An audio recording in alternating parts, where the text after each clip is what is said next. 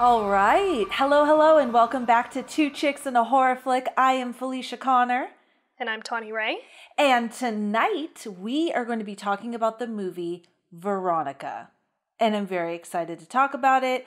I saw it. Tawny has not. Well, she has now. And so yeah, I'm stoked. But before we do all that, we're going to jibber jabber, and we're going to start with Tawny. What are you drinking? I got some whiskey, Buffalo Trace whiskey, and a little Zevia as a chaser. What about you? Nice. I have, because Tawny took so long to... Just kidding. I'm kidding. I'm not kidding. I have an old fashioned. It's really watered down because Tawny took forever to get on the call. But I was 30 minutes early, and I'm usually the one that's 30 minutes late. So we were a collective, 50 minutes off from each other. I was on point today with dinner, like I'm getting dinner ready, and because usually I have it ready so late, and Tawny's waiting for me. So, but this is Maker's Mark. Oh, okay. In here, yeah. So, also, something that we didn't talk about last episode, and I didn't think about it until after the fact, but our last episode, Train to Busan, is our 25th episode. So cheers to that. Cheers to that. Yes. 25. I don't remember this stat, Felicia, maybe you remember, but the business course that we went through, the Kathy Heller's the one who did it, who put it on. And what did she say about podcasts, Felicia? I can't remember. Wasn't it like 90% of people don't get past episode 50? Is that right? Yep, that's right. It was like a really high amount. People start podcasts, and I think that was the right statistic. And if we're wrong, sorry. But yeah, a lot of people start podcasts, and then they don't have regular, and then they quit, or, they quit because it takes a lot. I really do think that it's cool to start a podcast and have that experience, especially if you're interested in doing it. And then you either love it, like I literally, and I think you do too, love it. Like when I watch Joe Rogan, because now I'm, I was obsessed with true crime, which I still like, but now it's just all Russell Brand and Joe Rogan. I'm like totally obsessed. And he's doing, like, pumping these out daily. I'm like, that is insane. And I thought, well, shit, if that's all if that was my job, that would be heaven. Yeah. Like, podcasting is all I was able to do. I would be happy to pump them out like that. Plus, he has people editing them and stuff like that, pumping them. But anyways, I digress. I'm just saying, I love it. And I think there's, people, love it like we do and put the energy into it, or they're just kind of like fizzles away. Yeah, which makes total sense, and it's great to like start something and see, and then if it isn't something that you love, like no biggie. But yeah, it did feel like unless you do it. Absolutely, and then you're gonna learn stuff from it. Like even if you don't end up sticking with it, but like obviously Felicia and I are major proponents of like just try some shit, whatever you want to do, just get out there and do it. Absolutely. But yeah, it felt like a nice milestone. Like I was like, oh shit, we're at 25 episodes, so this will be number 26. Yeah, it's so cool because we just, everyone knows the story. Everybody knows the story. It's epic. But, we started the podcast for fun, and now we have an amazing Patreon. We have awesome fans of the show.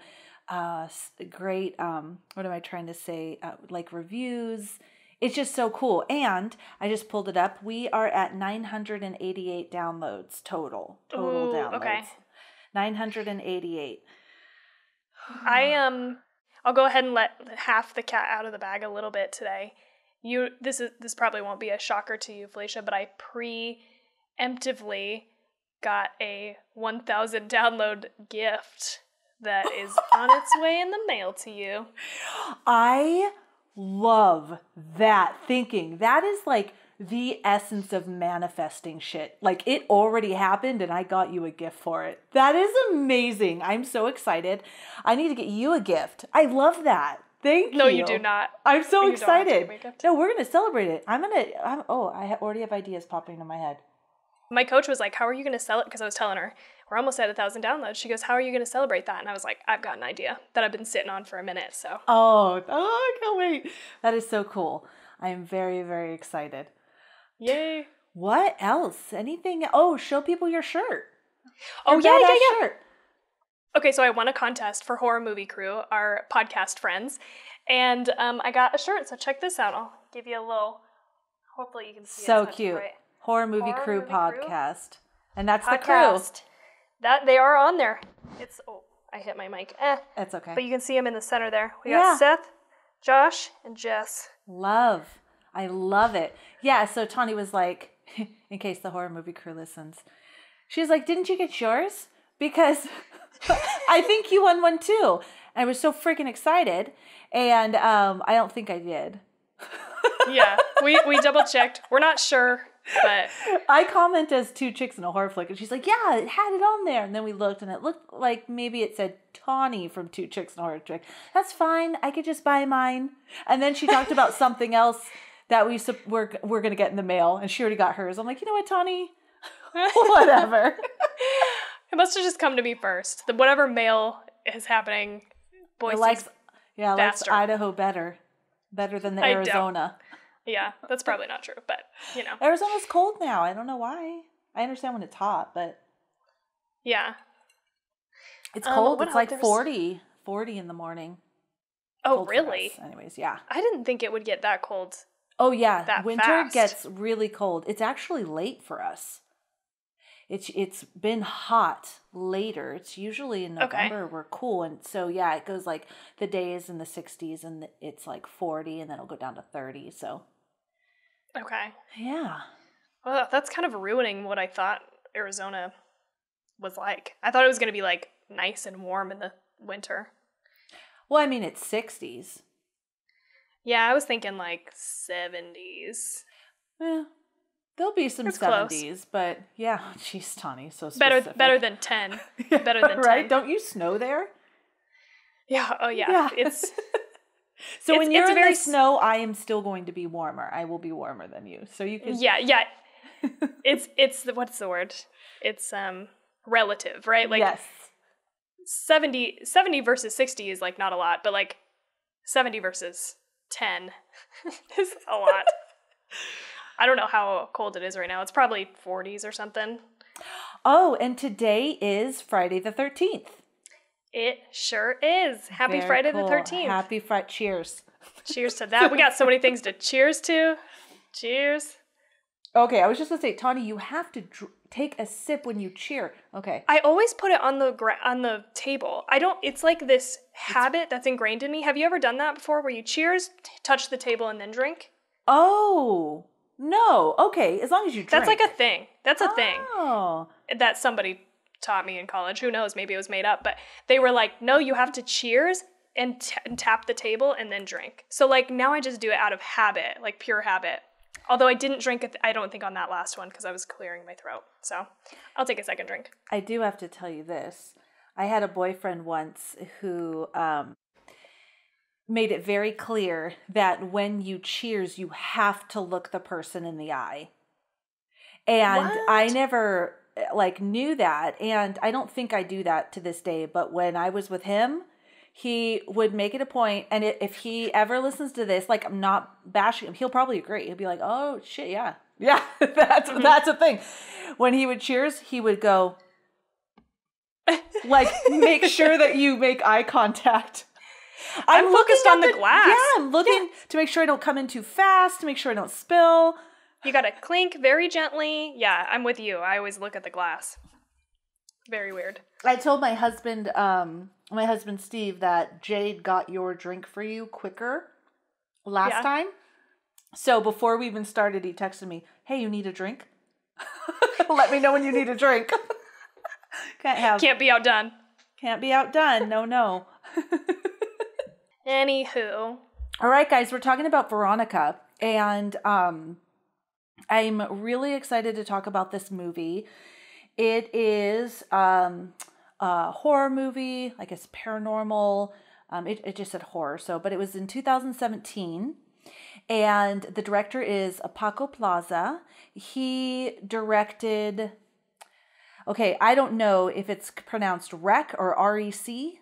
It's like a whole Rec. Okay, a whole series of those. But I thought I recognized his name, and then I was like, oh, John Dowdle made an adaptation of his movies, which was Quarantine. So that's probably what what I was thinking, or not all the movies of that movie. So I couldn't really find a budget, but I did find the box office was 6.3 million, and it was in Spain. Rotten Tomatoes gave it a 90%, and the other average rating was 6.2 out of 10. So I have a little bit longer of a summary, longer than one. I did write down a one sentence, but I don't know about you. I probably think I know, but I'm someone that if the movie says based on true events, I want to know what were the true events, how close were they to the movie, what else in my life do I need to worry about, or am I good? Yes. So I researched that a lot, and actually was kind of happy that when I went in to look at like different tidbits about the movie, there weren't that many. So I was like, okay, cool. I'm not leaving anything out, really. There wasn't anything. So I have, we'll talk about the movie, of course, and, you know, if you liked it and what you liked and didn't like. And then I would love to kind of talk about the real story as well. Okay, cool. Because I was like, I mean, we'll talk more about it, but I was like, I'm almost more interested in the true story that this was based on than I am the movie, right? Because it sets you up to be like exactly what you're saying. I totally wondered by the end, how much of this is real? How close is it? You know, what I want to know more about the story, but I didn't want to research it because I knew you researched it and we were going to talk about it. So, also real quick before I forget, we're going to cuss a lot and we're going to spoil this movie. So turn back now if you don't want it spoiled. And I thought that this might be a really good, if you haven't seen the movie, I mean, we are going to talk about what happens. So if you don't want to know at all what happens, you don't want to listen.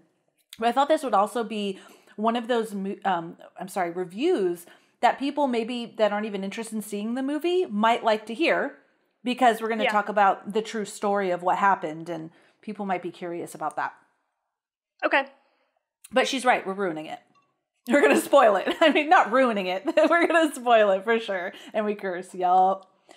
So the summary, my whole thing about the summary is I made it a little bit longer to give like, because I thought this person, I think, Chalky, Chockys, Chalkies. It was on Internet Movie Database, and it was somebody who contributed a synopsis. And I thought it was really good to give you kind of what happened in the movie so that when we're talking about what happened in real life, you can kind of compare. So the summary, after all of that, here we go. Madrid, June of 1991. Veronica is a teenage girl. Veronica is a teenage girl surpassed by the circumstances of her father died recently. Okay, that's what it says. So I should have pre-read this thoroughly. Sorry, guys. Her mother works in a bar all day, and she must care for the three siblings, twin girls, Lucia and Irene, and the youngest, Antonito. So cute that actually Paco Plaza called him the little Marlon Brando. So cute. Anyway, that has nothing to do with the story. Still mourning for her father's death, Veronica decides to play Ouija with... It's Ouija or Ouija? I always used to say the Ouija board, but I think it's the Ouija board. I thought it was Ouija, but... Anyways, with her friends, Rosa and Diana, taking advantage of a total solar eclipse where all classmates and teachers are on the school's rooftop watching it. Alone in the cellar, the girls try to contact their recent deceased family members, but the session goes wrong and something happens to Veronica. She hid from her mother what has happened. Veronica starts to feel strange presence inside the house and fears that these ghosts are a threat to her and her siblings. Advised by Sister Narcissa, Sister Death, about the sinister spirit which is close to her, Veronica, looking for a way to break the contact with the spirit and save everyone, is suffering hallucinations, horrible visions that progressively end up in violence and an intensity that turns the whole house into a nightmare where no one is safe. Okay? That was thorough. Yeah. Yeah, I thought that was thorough. The one I had beginning was, a teen girl finds herself besieged by an evil supernatural force after she plays the Ouija board with her classmates. So I thought, I feel like I want to give a little bit more because we really want to talk about the true story. So like we mentioned earlier, it is loosely based on the true events of the 1991. Oh my gosh, I specifically went in to learn how to say this. Velicus. Kate, gosh darn it, Felicia. Hold on. Sorry. Vallecas. Vallecas. And I literally Googled, how do you say this? And I watched, and I didn't. So sorry. Didn't stick. It didn't stick. The Vallecas. Is it two L's? It's probably a Y. Vallecas or something? Vallecas, maybe. Vallecas. Yeah. Vallecas case. Sorry, guys. But we can write it in the notes if you want to look. Or you can search Veronica, the movie True Story, and you'll see it. But I do know it's the true case of Estefania Gutierrez Lazaro, who died mysteriously after using the Ouija board. So there's that name too, Estefania Gutierrez Lazaro. Really quick before we get into it, Veronica is played by Sandra Escancina, and this is her debut performance, her very first movie. Lucia, her little sister, is Bruna Gonzalez. Irene, her other little sister, is Claudia Placer. Antonito is Ivan Chavero. And Anna, her mom is Anna Torrent. I can't say Anna without saying Anna ever since Frozen. Period. Okay. All right. So that is, thank you. I got a drink. So that is that's the synopsis and everything. Sorry. Tawny, what did you think? This was an interesting one because I feel like there were, I've said this before, but there were like some really high highs, and then I feel like the rest of it was sort of like not bad. So I would say that I liked it. Like there was some cool stuff, but I didn't love it just because I felt like it was messy, and we can like get into why that is, but I just, and maybe here's the other thing, I feel like a lot of the stuff went over my head. Like I feel like there was a lot of symbolism and like themes that I couldn't quite grasp, and I don't know if it was just that I like didn't have the brain power to pay attention. I did stop this movie halfway through and then like come back to it just because like I was having a hard time fully engaging with it. But like yeah, so it just kind of felt a little messy, but like some of the stuff was really creepy, and I liked those parts. So that's where I've landed overall, is I liked it. Okay, at least you didn't hate it. Yeah. That was when I was reading through different stuff about the movie, how a lot of people felt. Either they didn't like it, like you just said. Like they, for example, there were some reviewers that said there were moments, but overall, I didn't like it. Or there were people that are like, I really like this. This was scary. I'm definitely one of those people. I really liked it. And I think why I really liked it is because I absolutely fell in love with the actors. They were great. I loved Sandra. I loved Veronica. All of her siblings. They were so good that I loved them so much, and I was worried about her. And this is a theme that scares me. And I actually posed this in our Facebook group earlier. If people think demon possession is possible, that's an idea that scares me.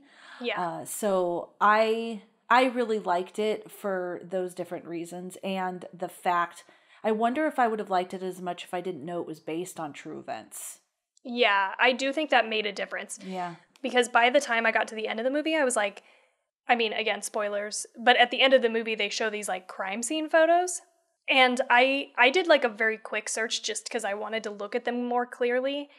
And I feel like, you're probably going to answer this later, but I feel like what they put in the movie actually weren't real crime scene photos, which was a bummer. But at the time that I was watching the movie, it definitely gave me like a little chill. Like I was like, ooh, this was real. This is a real thing.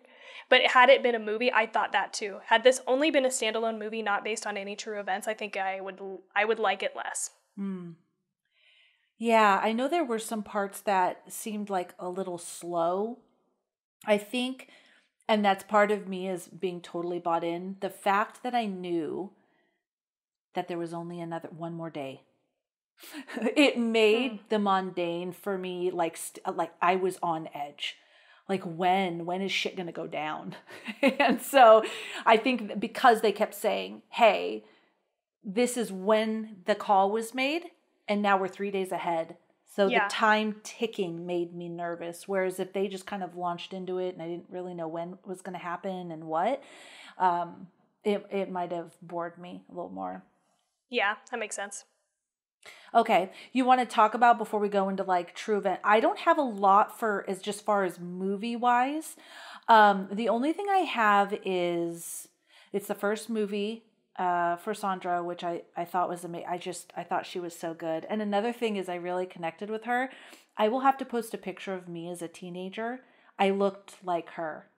Really? Okay. It was like I didn't have braces, but it was odd. Like I have this, this prominent nose. My grandma used to call my noble nose. I had a noble nose. That's what she used to say.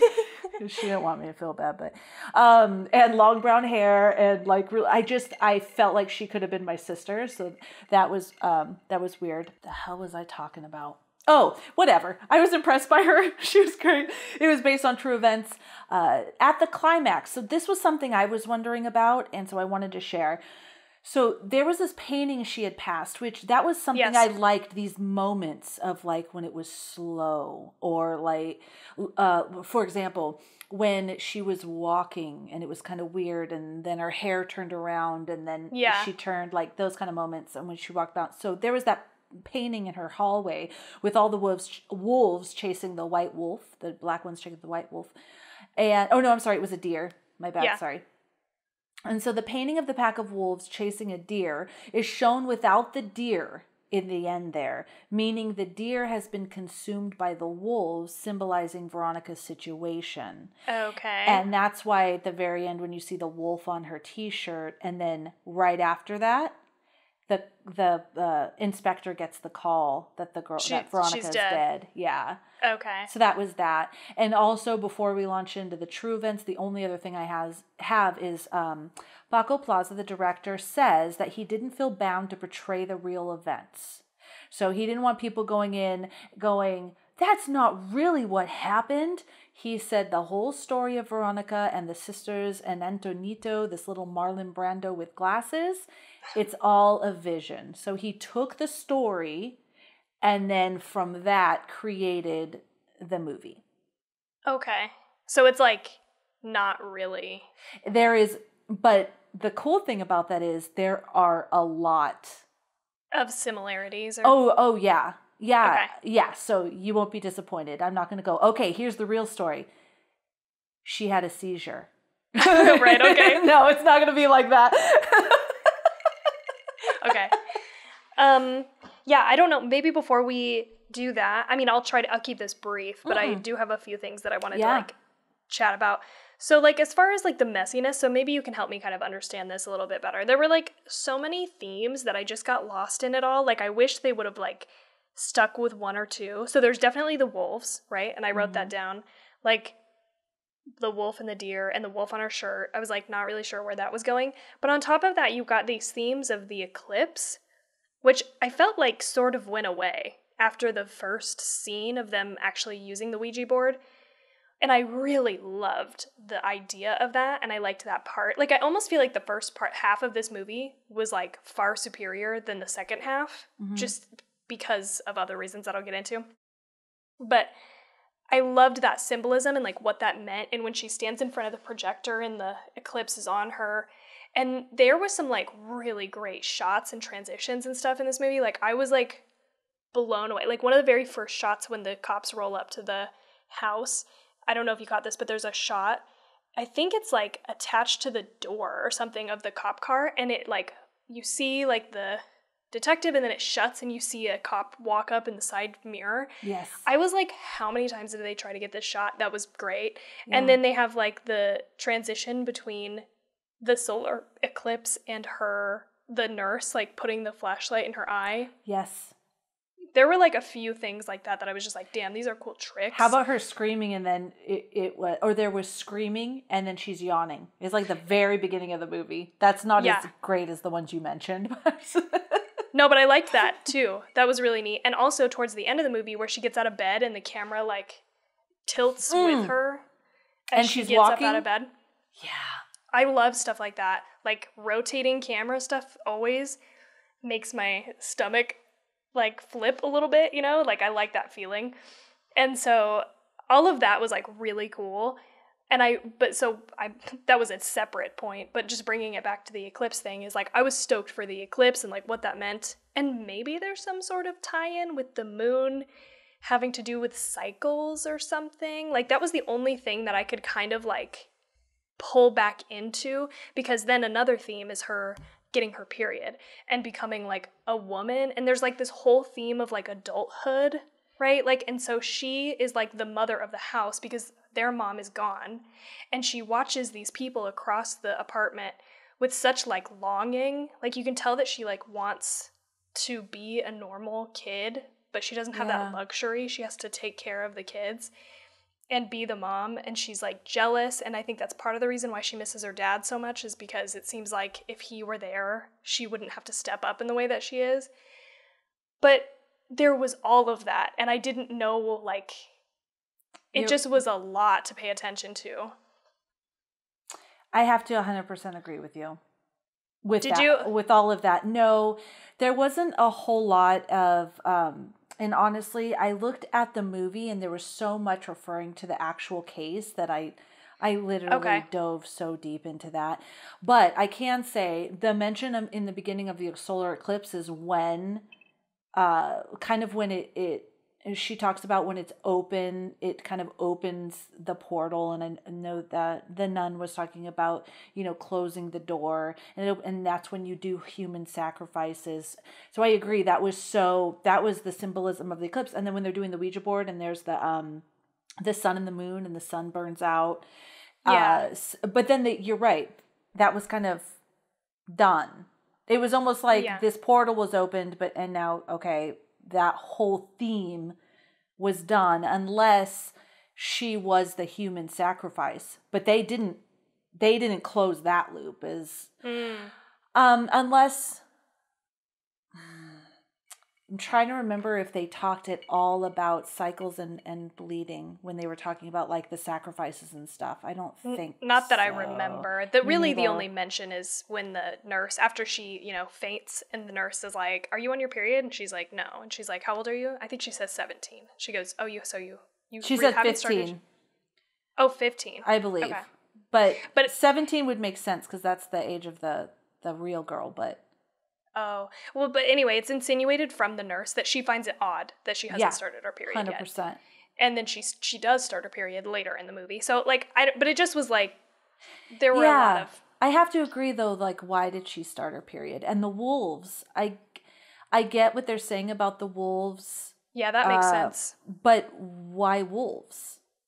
Like, when that was the only wolves or mention of wolves in the movie was literally that painting that she passed like way later in the movie. Well, you do see it a few times. They definitely show it. Yeah. Yeah. But but nobody says anything. There's nothing beyond that. Mm-hmm. I mean, again, I wish they had maybe picked a couple of these things and really like, intentionally worked on those things. But anyway, I just wondered if there was, but I understand that you got far into the research on the actual case instead of this. Sorry. No worries. Tawny, I've broken your heart. But honestly, when I even read through it, there literally wasn't much on the movie itself. There was like a recap of the movie and what was happening. It was on Internet Movie Database, on Wikipedia, and all those. And then when I started to really dive deep into the movie, it was all about, of course, the true story. Everybody wants to know about that, so that was my fail. That makes sense.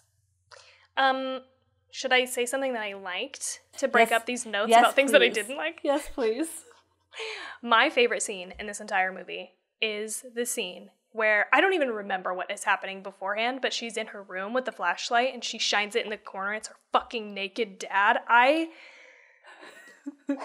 was like... fucking naked dad. It was so scary. It was so scary. I was like... I like gasped a big gasp, and this is my favorite type of scare. It wasn't a jump scare, really. There wasn't like from what I remember, there wasn't like a sound or anything. It was like, It's it just was one of there. those, and they don't even cut away from it. Like they hold on that shit for like a good long time. And they keep cutting back to it as he's walking towards her. First of all, a naked person is just scary for some reason. Probably because we just don't see each other naked. Hereditary? All the freaking scary people were nude. Yes. I forgot about Hereditary, but you're right. I was thinking of It Follows. Oh. Like, It Follows has, like, naked, I think. I'm pretty sure, walking around, like, following. And that part is super scary. It's just because we don't see each other naked, right? Unless you live in a nudist especially colony. men. You know, both in Antichrist and in this movie, when you see the actual, like, genitalia of a woman or a man, it's shocking as well. Right. And then if they're scary, then it's just scary. Yes, even on top of that. But there was something about that just sent a chill up my spine. I was like, oh God, because he's in the corner and he's like slowly moving towards her. I loved that. That was probably my favorite scene of the entire movie. And so I didn't like that from that point forward. I get that there's supposed to be this demon who's not really her dad that was like maybe kind of posing as her dad, but I don't like that they made him just a black monster from that point forward. Like, I don't think that was her dad. You don't think that, well, yeah. I mean, I don't think it was really her dad at any point. But I think it was like posing as her dad, maybe. Yeah, because the nun says, she said, I just wanted to talk to my dad. And it's not said, she says, it's not who you want to talk to, it's who. It's who you talk to. It's not who you want to talk to, it's who comes to you to talk to you. So I thought maybe that the dad that was, you know, it wasn't even her dad. Like, whatever the force was messing with her mind, and that's what I thought. Oh, was making it look like her dad temporarily? Yeah, because why? Unless pulling him forward through the Ouija. Okay, they're Catholic, and so he's probably in heaven, right, is what they believed, if you're believing in all of that stuff. And so it could be either pulling someone that you love through a Ouija board pains them in some way, you know what I mean? Because he was all like, you know, he wasn't like a beautiful angel, right? He wasn't like this angel, or it was more just it was the demonic force, like it knew that that's what she wanted, and it wasn't actually him. Yeah, and even like I think that we're kind of talking semantics. I think we're both on the same page as far as like what was happening, but I don't like that the person who made the movie then decided to stop making that appear as her dad. You know what I mean? Like, because I just think the dad figure was so much scarier than what they showed from that point forward was just like this dark, you know, it was like wet kind of. You never really get a good look at it. It's like, but it's all black and it's kind of twisted and like weird hands and stuff. Something about that just wasn't as scary for me as like the quote unquote dad, the dad form. Like he was like really scary, and this is like one of those things that I appreciate subtlety, because you're right, he doesn't look super great, but he doesn't look terrifying either. He looks pretty normal, except he looks like really pale maybe and like sickly, upset, sickly. Yeah. Sickly is a good word. And I love that subtlety. I don't like for shit to be like way off the wall. So like in that scene, he transitions from looking like her dad and then becomes the like black monster guy. And I just didn't like seeing him like that for the rest of the time. So, I don't know. This is just a personal thing. Yeah. I just thought he was so much scarier. I bet a lot of people would agree with you. I liked the black thing. I think the black thing was from...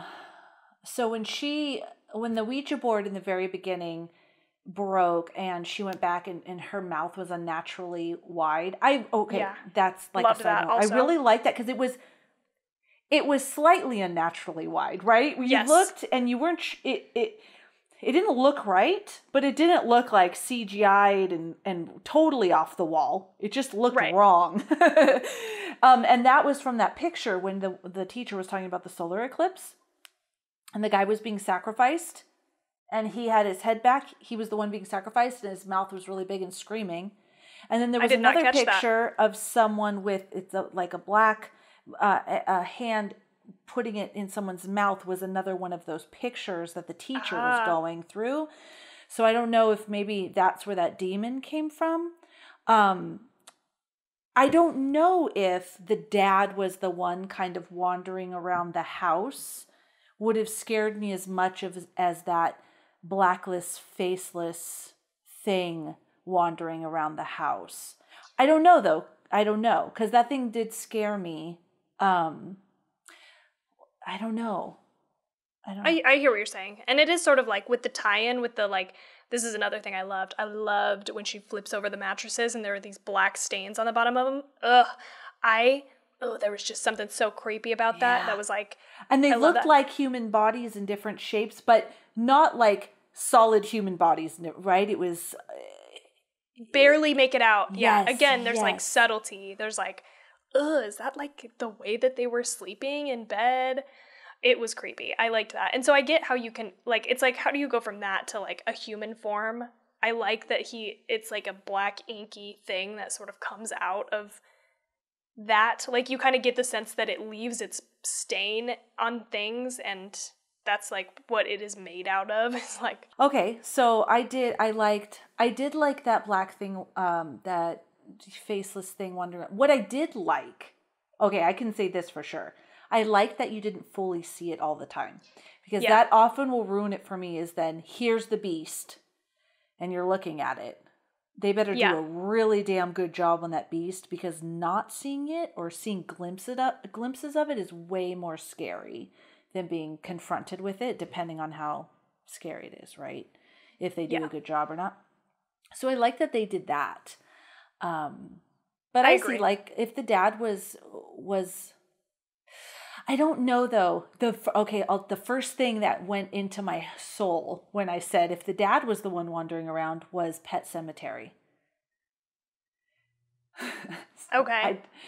I wonder, like, if it gets too weird or something. Yeah, because the dad was creepy, but at the end of the day, it's her dad, too. So it reminds me of Pet Cemetery, where, like, say the kids or the wife, like, that's your person you love, and they're scary and they're dead, but you also love them. But I don't know. Yeah, that makes sense. I'd be curious to know what other people think. Definitely comment on Instagram or whatever, like, after the fact. Let us know what you thought, if you were in favor. I agree totally with what you said about not showing it too much. So it didn't bother like me too much. I just like really thought that shit was scary and I wanted more of it. I was like, oh, he was scary for sure. Yeah. You know what I really liked? I like how they wrapped it all together. I think I just mentioned this, but when we were going to watch this, okay, I've seen this before, like several months ago. And both of my girls had their significant others over, and we were all going to watch a horror movie together. And my one daughter, she was like, oh, I heard that this movie, Veronica, was terrifying. So we pressed play, and that opening sequence, I was hooked. I thought they did a phenomenal job. The 911 call was terrifying. And the rushing to the house and him seeing the mom, which at that time we don't know who that person is, running out of the house, and the rain, and like, I was so here for it. My other daughter, significant other at the time, was like, I don't feel like reading a movie. Mm-hmm. So I was like, okay, that's fine. I definitely want everyone to be happy. So we watched something else. Movie ended. I stayed up with my other daughter and we watched Veronica because I couldn't stop thinking about it. I wanted to know what happened. Yeah. And I like how they looped it around like that for me, because it kept me. I wanted to know so bad what led to that moment in the beginning. Yeah, that makes sense. So I was like waiting for it, and I was even if there was parts that were slow, I was just banking on that that night. The next day, yeah, or whatever. Yes. Yeah. What about her friends? God, she had the worst friends ever. Let me just say that. The worst. I tried to think of that. I think I was the friend like in Stand By Me. I know you haven't seen it, but you're going to. You should see this movie, okay? It's a good one. You and Jade need to watch it. I think it's on the really list. Like it. Yeah, it's not a horror movie, even though it's Stephen King, but I would be. And the friends, what I mean there is that they were stuck together. Like if I did a seance with my friend and she did that shit with her mouth and said weird crap in my ear, I wouldn't be like, peace, friend. I would have been like, oh my God, do you know what you said? I know. This is what you said. Like, and she was like, I see demons. Okay, what do we do? She's like, we need to do a seance. Let's do the seance. Like, I would have been like, I would have been scared, terrified, but I would have been like, I am in this with you. Yes. Let's right this wrong. We did it. Were horrific. Let's undo it. Yes. Yes. Totally. 100,000%. And I don't even like how she's like, oh, you told me, you whispered in my ear that you were going to die today. Okay, bye. Like, I'm like, bitch, what the fuck are you doing at this party? Get it together and go help your fucking friend. If she wants to do a seance, go help her. Like, I just couldn't believe. I was like, this is ridiculous. Why I get didn't that there she was tell her earlier? Why didn't she tell her earlier? Hey. She just avoids her. I'm like, what? I don't want to hang out with you because you scared the shit out of me, but you told me you were going to die on the 3rd. You know, like, or whatever date it was. Like, how about that? How about you at least tell her that? Yeah. Terrible. But that was kind of hinted in the beginning, too. They weren't that great of friends. Remember when Diana was invited to, That's true. And she was like, why did you invite her? And she's like, shut up. Yeah. Just shut up. It's better with 3, you know? She's cool. Yeah, exactly. I do have here, the kids were such good actors and so responsible. Wow. Yeah. That girl. They were busy. They were so busy. All of them. Not only did the older daughter, this is nothing, I mean, it does have something to do with the movie, but it's not the most important part of the movie, I don't think. But not only was she so responsible as a teenager to take care of her siblings day and night, but the little siblings cleaning and doing their part in the house, taking care of each other. It was so great. Cute. Yeah. I have all my kids watch this movie and go, look at what they do. Look what they do. You should be more like that. I'm sure that would make them do that more. I'm sure you should try that. It wouldn't. I know. They'd look at me and go, you don't have to work all day and all night, and we have a dad. We have 2. We have our birth father, and we have our stepfather. What, Mom? Checkmate. No, they were great. And I did feel like you kind of forget you're watching a movie with them. All of the kids were fantastic actors and actresses. I was pretty blown away. And I liked how fucking just like normal they seemed, right? It was just like super, super natural moments. You know, like with the 2 girls with the walkie-talkies and like playing around and their like dialogue and the way that they just were with each other, I really appreciated. I thought that was really great. I agree. They looked legitimately scared. The things they were saying, like all of that, I was there for it. I was fully bought in. And they were cute. I mean, that helps. The one thing, can she stop leaving the room? That was something that really bothered me. She needed to, and it might be because I'm a bunker down. I'm a bunker down girl. I hope that doesn't have a bad connotation. Bunker downer. I'm a bunker downer. You are in the living room. Hey, I will protect you. Blah, blah, blah. But hold up. I hear a noise. I'm going to leave. Like that. Can you stop doing that? For me, it didn't ruin the movie. There was several times she did that, but maybe it was also a state of dreaming, you know, because she did wake up in different parts. But anyway, that was the only thing. My notes were short on this one. Yeah. The only other thing that I have, and we don't have to talk about it for very long, but this is, again, I'm saying like mostly negative things, but I really didn't like hate this movie or anything. In case you couldn't tell. No, I'm just kidding. But the one other thing that really bothered me was the music choices I thought were incredibly weird. I was like, either we've got like throwback 90s synth 80s or yeah, okay, 80s synth or western whistling. Like I was like, this is so weird. when was the Western whistling? It was like anytime something intense was happening. It happened like when that nun was looking at her. It happened when she had that dream about the daughters like, or her sisters like biting her. It happened when the shadow thing was moving through the hallway. Now I have it stuck in my head. It played so much. Like, Shoot, it was weird. You should go back. You should go back and listen to it. It's weird. I mean, like, I don't know. Maybe other people liked that. I personally didn't like it as a stylistic choice. It took me way out of it. I was just like, what am I listening to? It sounded like the theme to a duel. What's that called when two people have guns and they turn around and shoot each other? A duel. Is that what it is? Yeah, okay. It's called a duel. A good old-fashioned Western duel. That's what it sounded like to me. And so it was just really weird. Anyway, at some point you'll go back and like listen to those scenes, and I think you should, just to like hear it, to like pay attention to it. And you're going to be like, what the fuck? Probably. I was trying to find the thing. I didn't jot it down in my notes. There was something about the bombardment of the music choices that gave it it didn't blend, and it gave it kind of like a frantic, almost like you said, messy quality. But I can't find it. But yeah, somebody said something about that.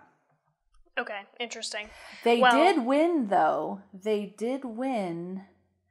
Let's see. Okay, so the Turio Awards and the Plantino Awards for Ibero-American Cinema. They were nominated for Best Sound for that. They didn't get it, though. They got Best New Actress. She was phenomenal.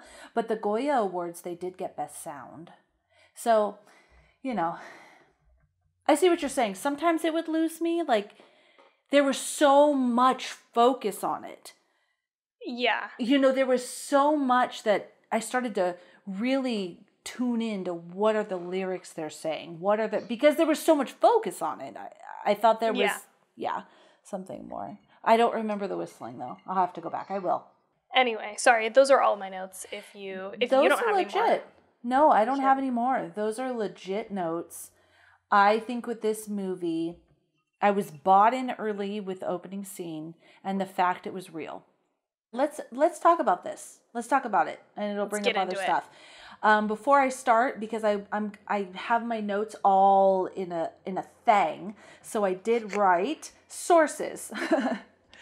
Some of the main sources, because I glanced at, I watched a lot of different things, but when I saw reoccurring themes, the main stuff I got from Wikipedia, IMDb, but there was two YouTubers. One, her name is Yvette Hernandez, and she talked about it really nicely, because what was really hard about this is there were variances in all of the information. And I thought, why? It happened in the 90s. Yeah. Why is one person saying she's 15 and another person saying she's 18? When was this woman born? When was she born? Like, it was easy. We're not talking about the 1800s. This should be very easy. And then, this happened and this, and she died at the hospital. She died in the house. So I kind of get that, but there were every single thing I clicked on was different. So I watched and read so much, and then kind of compiled, what the main things. And Yvette Hernandez, she's a young woman who has a YouTube, and she did a good little thing on it. And then there was a YouTuber called The Paranormal Scholar who did a good thing on it as well. There was an article by Carlo Affatigato, and it is in auralcrave.com, AURAL crave.com, did a really good article. And then there was a big write-up on it from voicesintheattic.com, also did a nice write-up on it. Okay, so you won't be disappointed with this. It's different, but there are still some curious things. Okay, so this is based on, and we're going into it again, and I want to again apologize, how ridiculous that I listened to so many people pronouncing this case. and was like ready for it, and then totally forgot it as soon as we jumped on. But the Velacas case, it's named, that's actually a neighborhood in Madrid. So that, because Estefania Gutierrez Lazaro was Veronica. Right. Okay. She's the real Veronica. And so they just call it the Velacas case after that neighborhood in Madrid. And it was on Calle, which is street. I know that. Louis Marin 8. So they reported paranormal activity. So that call happened. However, that call happened a year later. So let's get into it. Okay. So Estefania, a year later. A year after her death. Okay. Or several months after her death. Almost a year after she started getting those hallucinations and experiences. Yeah. So that's one thing that's different, which who cares? That's not a huge difference, but it didn't happen within 3 days. Okay. So Estefania, she was interested in the occult, and that's why in the movie they showed all the magazines and stuff to try to show you that she's interested in this thing, in the Ouija board and the occult and stuff like that. She did do the Ouija board with her classmates, and what they were doing is they were trying to contact the dead boyfriend of one of her friends. So remember when she was like, Diana's boyfriend died in a motorcycle accident? Yes. That really, but it was her friend who died in the motorcycle accident was her boyfriend. So they did get together to contact him. Okay. Now, I only read about a couple, this was only mentioned a couple of places, but I want to mention it here because I think it may be valid. Her father did not die. Estefania's father did not die. He was alive. He's still alive as far as I know. I have no idea. But what the family does report is the grandfather died very close, before she did the Ouija board. Okay. And on his deathbed, he said something along the lines of, if I couldn't ruin your life when I was alive, I'll do it after death. He hated the family for some reason.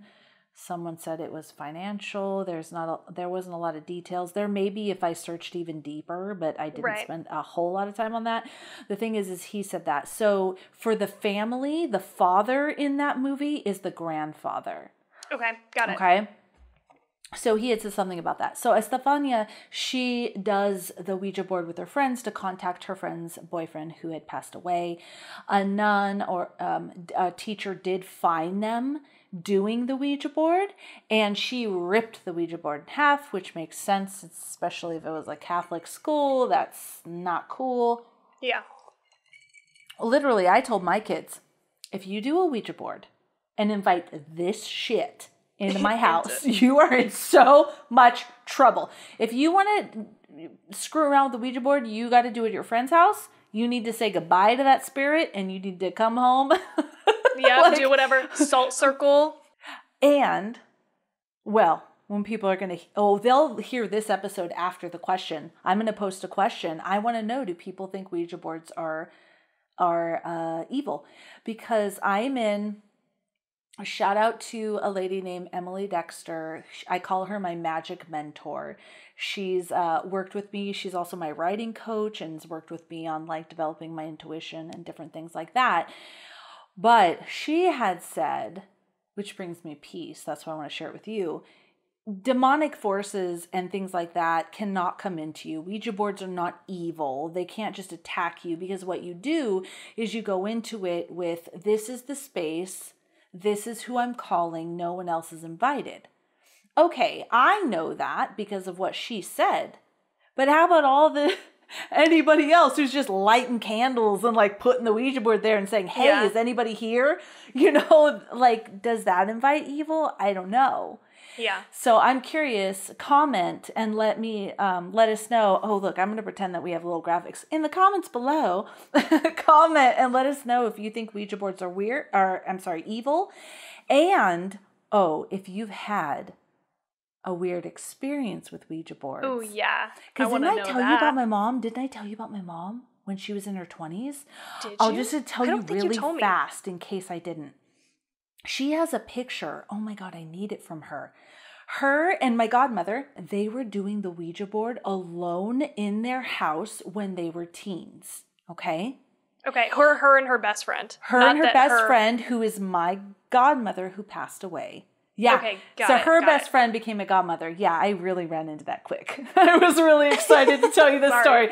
So my mom's best friend, who is my godmother, who I got a tattoo for because she passed away, they were teenagers and they did the Ouija board. And they, you know, it was kind of weird and they were kind of spooked out, but nothing crazy happened.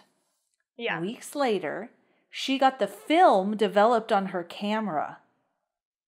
There was a picture on her camera of her and her friend doing the Ouija board. Stop it. Yep, 100% real. Okay, so no one was around. No one was there. They were home alone. So even if someone was around, let's take it that route. Some freak master crept in the house, took a picture of them, and crept out. That's just either as way. Scary. Either way. Oh God, that makes me sick to my stomach. That's. But we would love to know any experiences that you have had as well. Okay, so wow, I went off on a tangent there. So they did the Ouija board. Oh, during the Ouija board experience, they did use a glass, and the glass. Okay, so the nun came in. She ripped the Ouija board. The glass shattered. All of them, the two friends, and the sister, the teacher, all reported that a gray smoke came from the board, either when they ripped the board or when the glass broke. But there was a gray smoke that Estefania inhaled. Ugh. Okay. Now, was that dust and everyone was just freaked out or what? We don't know. Could be. But she inhaled it and they all reported that they did see that. Okay. Shortly after that, Estefania starts to suffer from insomnia, hallucinations, epileptic seizures for 6 months. So that's the difference from the movie. It didn't happen in 3 days, all that shit happened. It was a long going thing. For 6 months, she would go into rages. She would have seizures. She would have these seizures where she would start foaming at the mouth. There was one point where she actually attacked one of her siblings. So people have said maybe she was a schizophrenic. Maybe she was having, epilepsy. I think another theory was that there was carbon monoxide poisoning in the apartment or toxic black mold. So they were kind of bringing all these things up, but the whole family was fine, supposedly, until she did that Ouija board. Then all shit broke loose. Maybe it was a coincidence that everything aligned and, I don't know. I'm not an expert, of course, on schizophrenia or anything like that, but I know these things can show up later. I know I've been listening to a lot of how drugs can, in people that have any sort of, not any sort of, but specific mental health issues, doing certain drugs could cause schizophrenia later in life. Like, I don't know. Yeah. I don't know. But it's very all lined up, coincidentally or, Anyway, so her parents did take her to a bunch of different hospitals to try to figure out what was going on, and no one was able to find anything.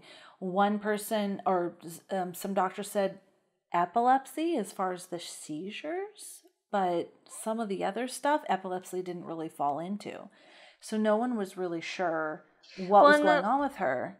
This did happen in the 90s, right? Yep, 1991.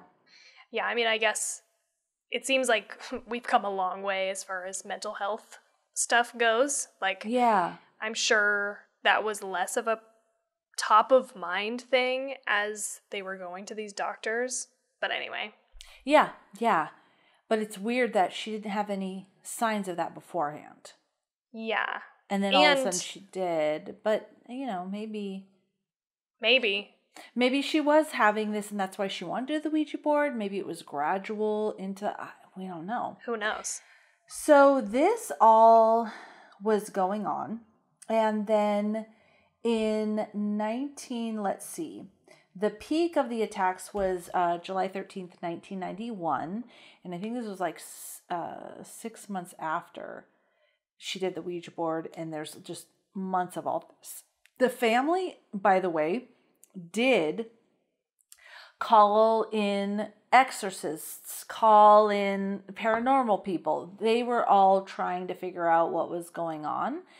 So the final peak of this, July 13th, 1991, Estefania violently attacks her sister, Marianella, who ended up on the floor. And then she ended up on the floor with foam coming out of her mouth. Estefania did, right? Okay. So the day after, July 14th, Estefania had a serious attack of catalepsy, which is, I had to look it up, a medical condition characterized by a trance or seizure with a loss of sensation and consciousness accompanied by rigidity of the body, which is terrifying. Now I know that happens. I hope that doesn't happen to me or anybody I know. It's creepy. So then she's taken to the hospital in this state of a coma, and she dies that night. But this was like almost a year later. So no, 6 months later, after. So not just 3 days. The initial Ouija board incident. Okay. Yes. So there's all of this. The autopsy is listed as sudden and suspicious death. They don't know. They don't know what happened to her. They have no idea. They thought maybe heart and lung failure. They don't know. But she was in the hospital when she died? So that's one of the things, though. One of the things is she's taken to the hospital, and some other things I read is she was in her bedroom. Okay. So that's like a discrepancy that I'm not sure about. What about, okay, wait, I have questions about like the paranormal stuff and having people come in to do like exorcisms and shit. Is there anything about that? What happened with all of that? So all of this happens, right?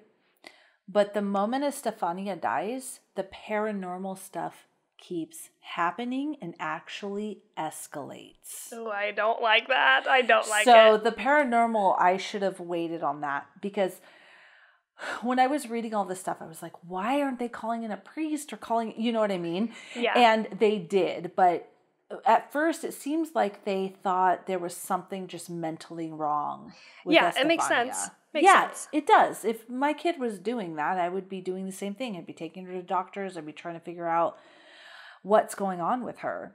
Mm-hmm. She passes away, and then the paranormal activity escalates. So this is what her family says.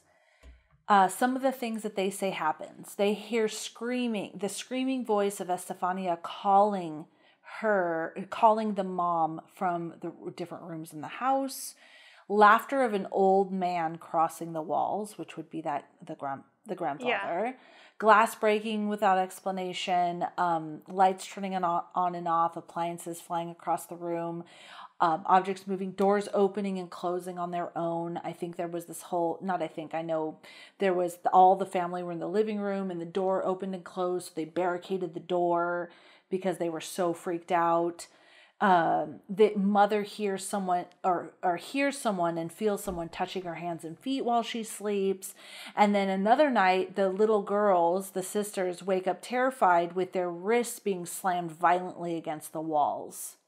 Oh my God. The family is saying all of this is happening, and people are saying, oh, the family is making this up, right? They just want attention, blah, blah, blah. So another thing happens on November 1st, 1993, 2 years after Estefania has already died. Her photo is hanging on the living room wall and it falls. And when the mom picks it up, it's hot and the picture catches fire. So you can see this on Google. You can see the picture burned. The picture burns right in the center of her face. But the thing is the glass and the frame is untouched by the flames. There's no damage to anything except the picture. And the picture doesn't completely consume.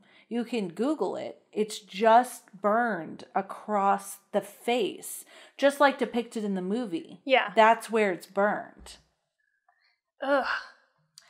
Okay, wait. And no objects around are burned. Are messed up. Mm-mm. Okay, wait, I have a question. Why didn't they move? So it doesn't say specifically why they moved. So they do move shortly after this. All of this, and then they do move. But I was thinking a lot about that because I'd be like, I'd be out of there.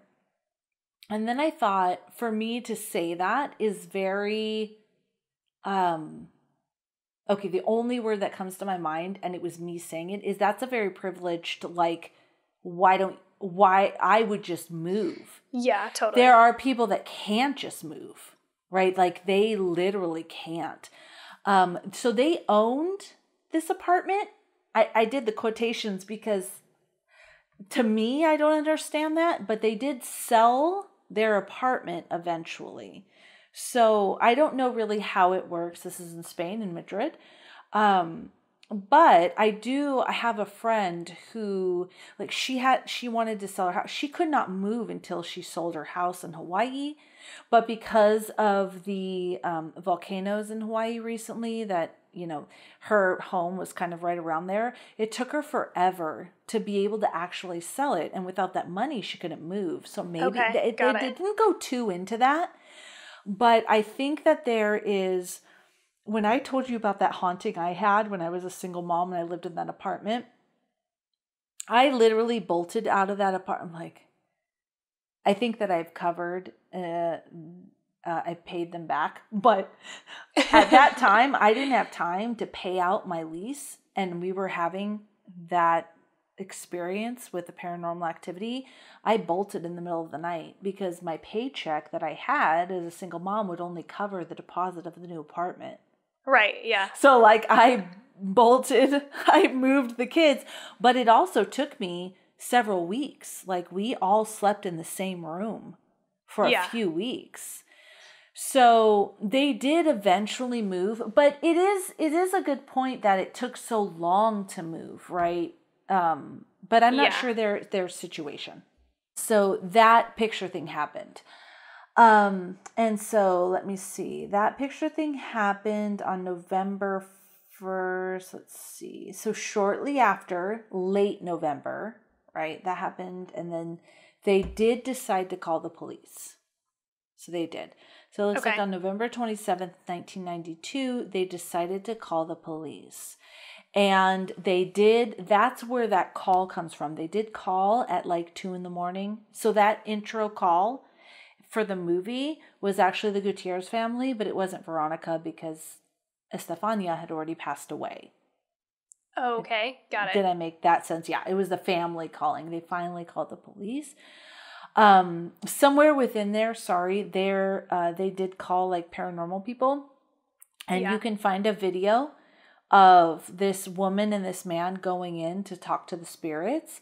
And supposedly the woman actually is taken over by one of the spirits. She said that she felt the grandfather and that was a bad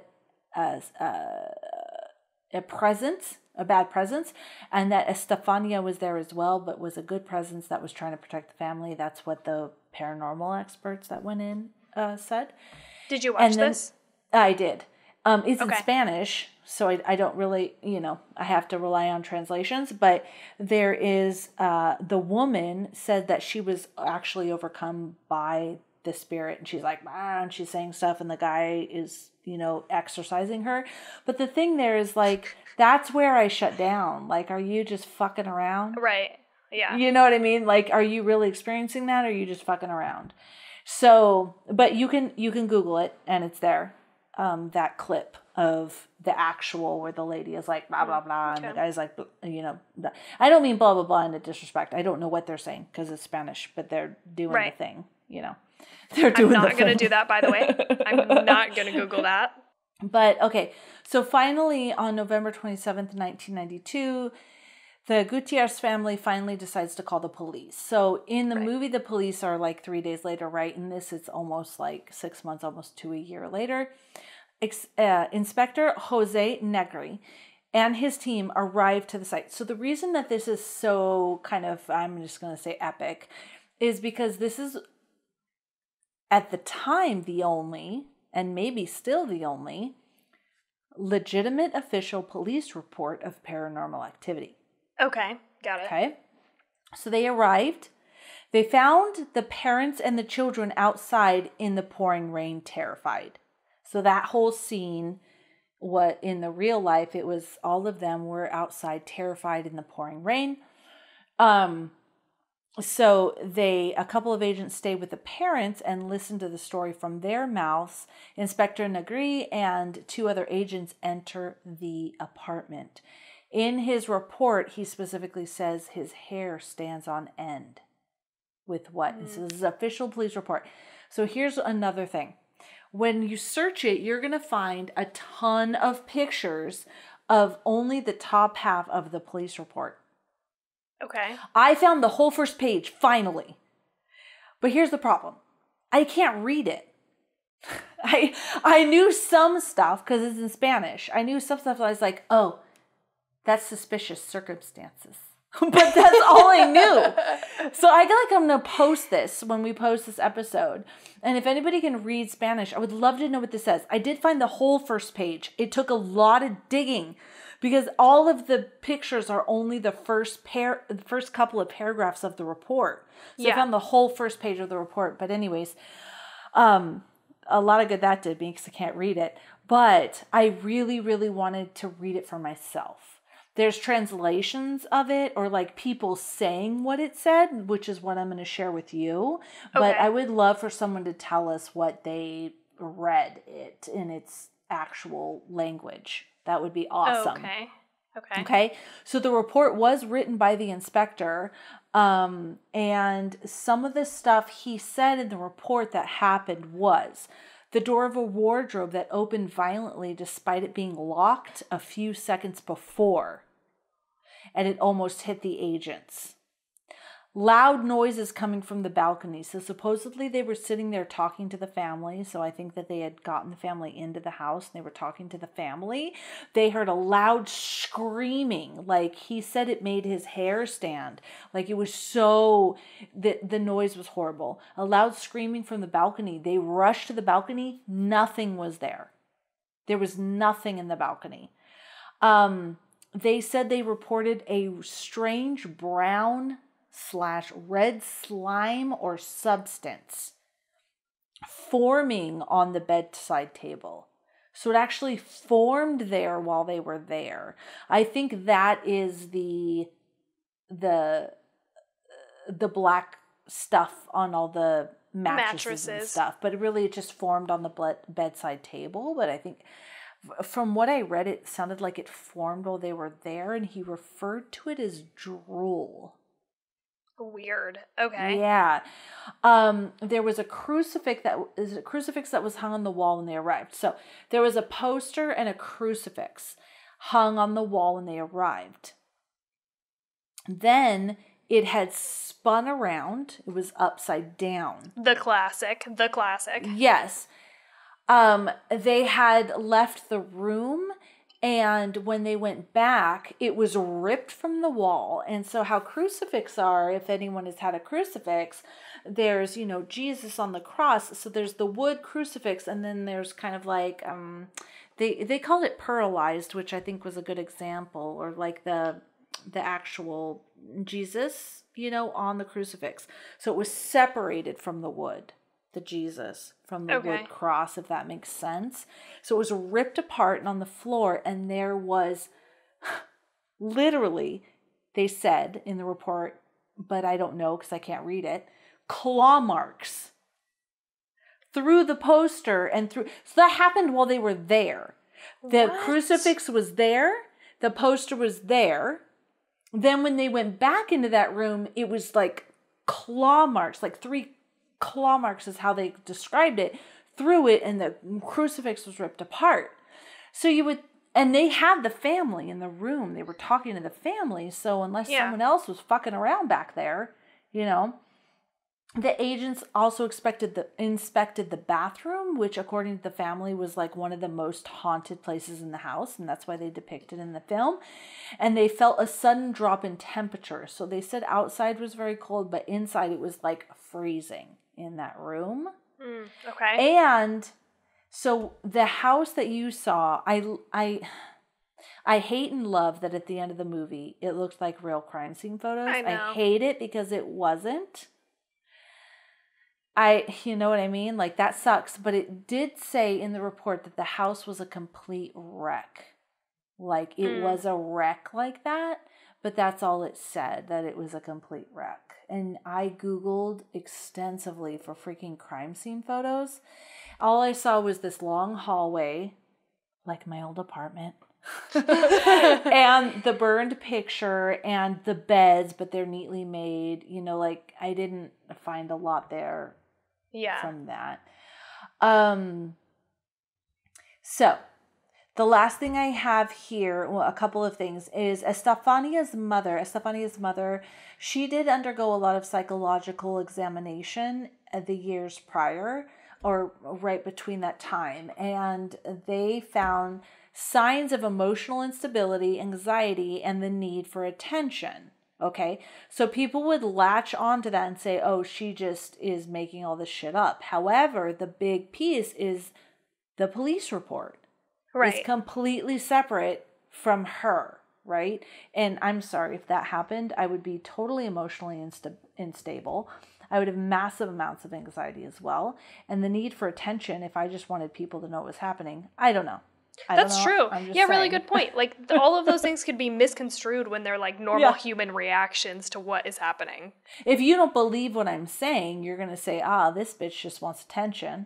And she's obviously crazy. If you wouldn't quit, if you were like, no, but listen to me. Like, no, but look, like, this is actually happening. Like, if you like called the police, 2 times after they were already out there to bug them about whatever, it's possible that they could say, oh, you're wanting attention, when you're actually just trying to get people to pay attention.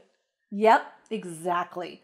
Ugh. Exactly. I like that there's an actual basis of that in the real story, because one of the things that like sort of, it didn't like really bother me, but I was like, okay, I don't know. Like, I wasn't 100% on board with is when the shadow monster in the movie is moving across the walls. And it's sort of like, it like touches stuff, like it touches the poster and it like rips, like, I don't know if you caught this. It's like kind of subtle. Yeah. Or it kind of like, it would move stuff, or like there would be like stains on the wall, kind of like, but it was like interacting with physical objects in the room is the takeaway there. And I kind of was like, is this just an excuse to do like a cool thing? Like, that's kind of how it felt to me, was like, somebody dreamed up this really cool idea and just like wanted to put it on film, you know what I mean? But like, I like that there was actually something that happened like that in the real story. Yeah. Yeah, so that's what I got for you. Ooh. It's still one of, especially I believe in Spain, I mean, things could have changed, but the only one documented in the police reports. It's like, people hand down this story or talk about this story a lot. It's very creepy, and you wonder. Gosh. So wait, I want to go in and see. I wish I could see the stuff. Like, was the glass and the frame really not burned and only her face? And was it? I wish we could see crime scene photos of this particular situation here. Yeah, or at least more. Like, I mean, again, I Googled it real fast just to see, because I was about to be like, damn, they took those crime scene photos and they made that apartment look exactly the way that it was.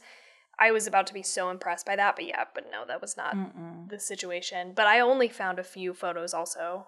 I didn't dig, like, I just, glanced at a couple.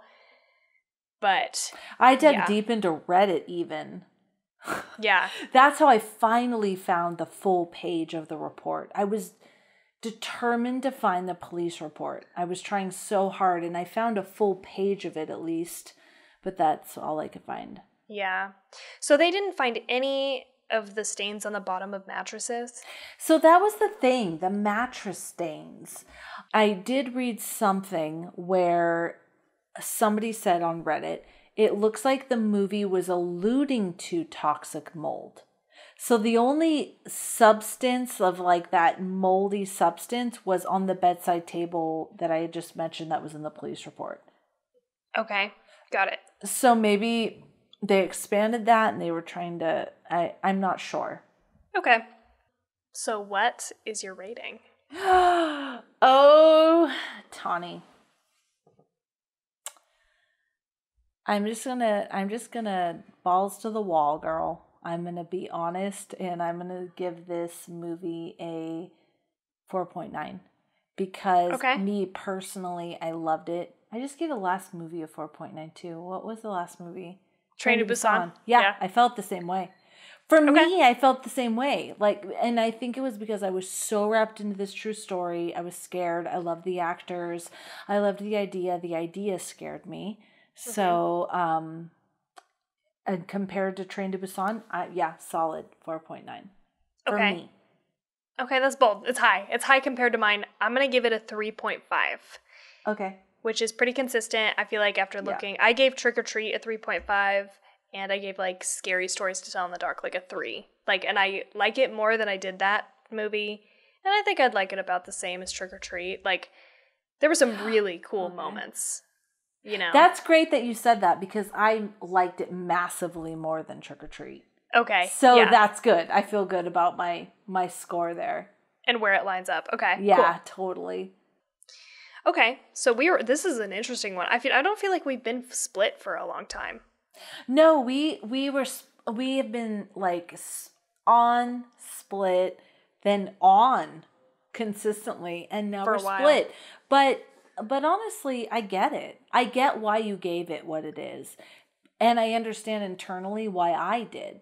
I know why I experienced what I experienced, and it was all because of who I am, how the movie started, my fears. Oh, they even played on the fear of having to protect little ones. We've talked about that before, right? That was we literally talked about it last episode. Yeah, Train to Busan. Yeah. So there was a lot, and so I think it aligned. I feel like really good. I feel really good with this one. I feel good with all of them because I love you and I get it. But I totally understand.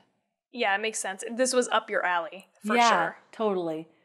Yeah. So our next movie, we are going to experience a horror comedy again. Oh yes, yeah. Right? Yeah. Is it that time?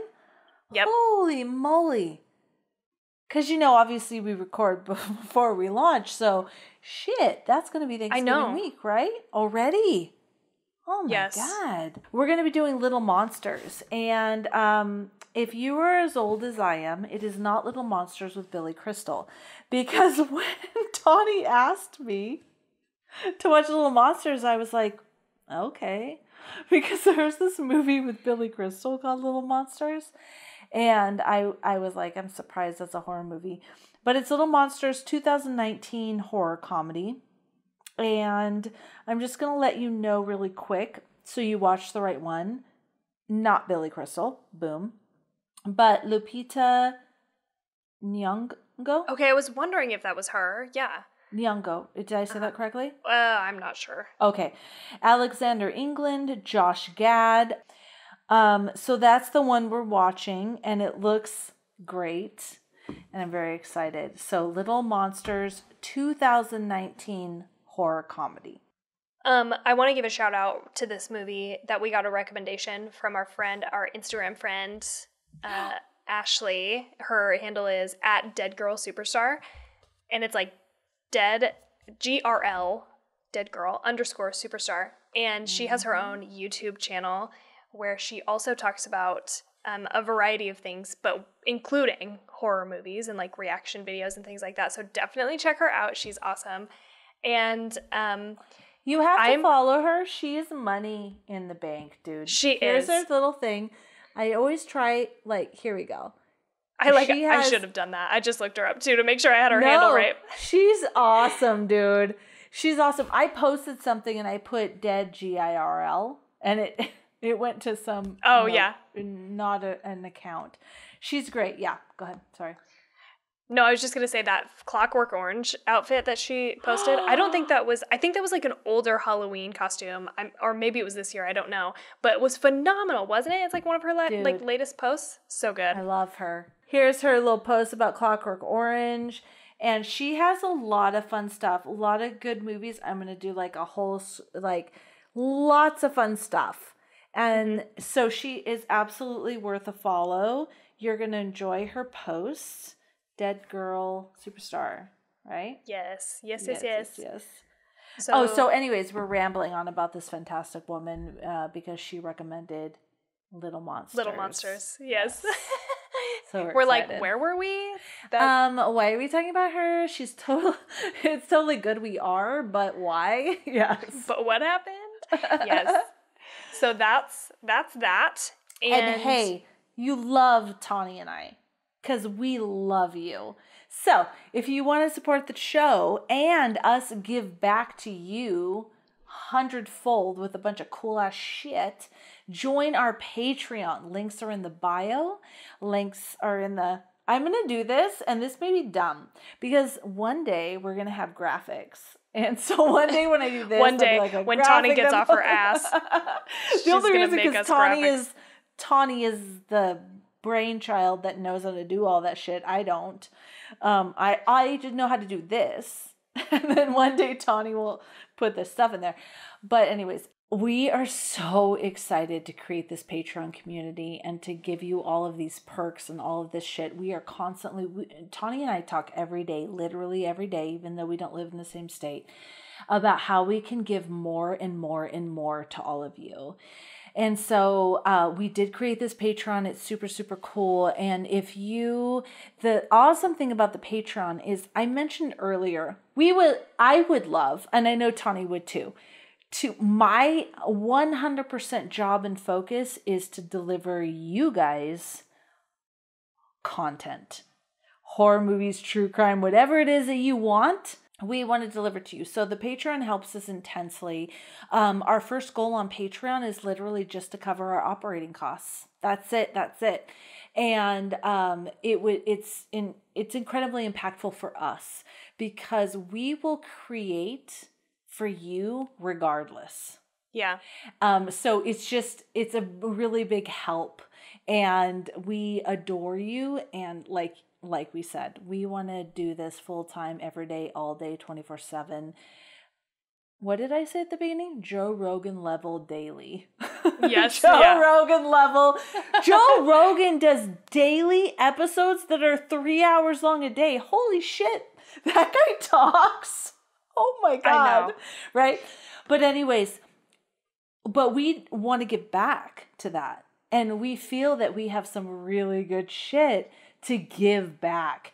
And we're also open. So if you have any suggestions or opinions or comments or whatever, please let us know. We post that shit everywhere. Let us know via anywhere on social media: TikTok, Instagram, Facebook, Twitter, Two Chicks and a Horror Flick, but Twitter is Two Chicks HF. You can you can talk to us anywhere there and let us know your opinions and all of that. You can also on twochicksandahorrorflick@gmail.com. You can go to our website. We try to be everywhere. Also, what helps us is to rate us and subscribe on whatever podcast platform you're on. And so to that end, I have a new review to read out loud. So we got a review from the username is Resident Fever. This is a long one, so buckle in. This person says, "Hello, this is Tall Paul, the tattoo guy you mentioned in the Trick or Treat episode." So this is my husband's friend from the cigar club. Yes. Yes. I'm now currently listening to the Halloween head-to-head episode with Josh. Very good episode for sure, but I am still as shocked as Josh that Tawny had never seen the original Halloween. That is mind-blowing. Okay, so then he goes on to say, "I am enjoying the episodes and continue to listen, but I have to give some useful review info. I actually laughed out loud for Tawny to complain about Linda's use of the word totally in the 1978 Halloween. Tawny's use of the word like is worse and cringeworthy. I will agree with you, Tall Paul. Let me just say, as a person who has to edit in my own voice, I recognize that I do say like a lot. And it's interesting because I find myself being like, by the way, also, I'm still not done with this review. But I find myself being like, I'm doing it right now. I need to work on this as we're talking, you know? And then we get here and we're talking and it goes all out the window. Because like I'm just sitting down and having a conversation with you, which is on one hand very good because I feel like it lends itself to some very authentic conversation between the two of us, but it's also very difficult to pay attention to things like this. And I totally agree, Paul. So I have to add, throughout this whole episode and all episodes I'm in, there's 2 words that I'm conscious of myself that I constantly use, and it's like and So if whenever you're editing, or maybe you left it because you didn't realize it, I say like, and there's a pause, or if I say and there's a pause, it's because I'm thinking, fuck, you said those words. Gosh darn it. Like I haven't noticed. I do that in my head constantly. And it's really, really hard. Because in a conversation where you're just sitting there with all your friends, you don't think about any of that shit. Yes, it goes out the window. It goes totally out the window. Yes, but thank you for the tip, Paul. You know what? Every time you say like, this is gonna take editing, but you should make like this little like smack mark or like. I'm thinking of all the YouTube videos, not in the audio, but in the YouTube. I know. Do you see my face right now? This is my. She's like, fuck you, no, Felicia, thank you. I think you might be underestimating the amount of times I say like. Dude, and Tawny's amazing. I do not want to have to edit that in. You're so great. Every 2 seconds. So here's the rest of this. Keep the episodes coming as they are getting better each time. Thank you so much. Movie recommendations, and shocked as Josh as well that you guys have never seen The Burbs. It is a must-see horror comedy. Also, you need to review Identity, and it's a great psychological horror. Cheers and keep up the great work, Paul. Cheers, Paul. You. We love you, Paul. Yes. Thank you. I have not seen Identity, I don't think. The Burbs, I haven't seen. Either.